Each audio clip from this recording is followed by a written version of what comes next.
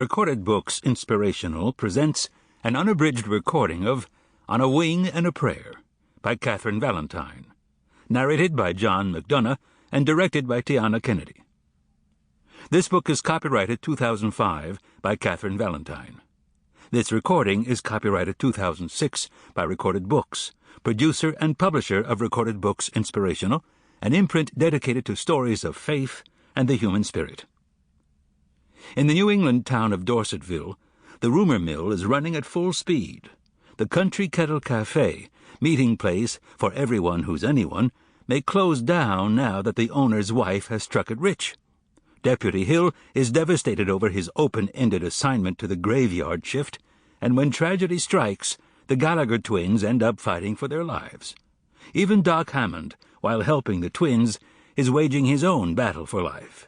More than ever, the town of Dorsetville needs a miracle. And now, On a Wing and a Prayer. Chapter 1.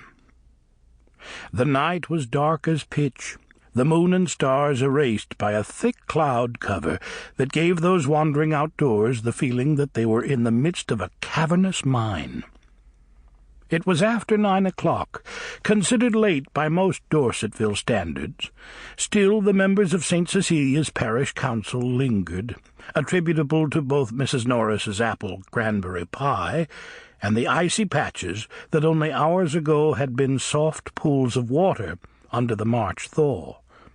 Folks huddled over hot cups of coffee, reluctant to brave the brisk wind, the icy interiors of their cars, or the dark drive home.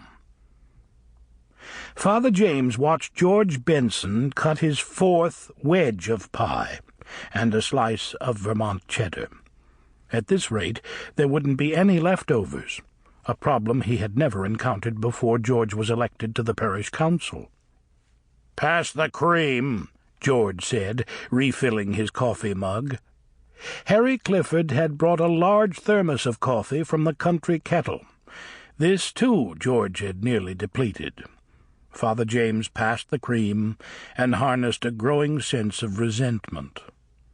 George wolfed down a sizable wedge of cheese, licked his fingers, then belched.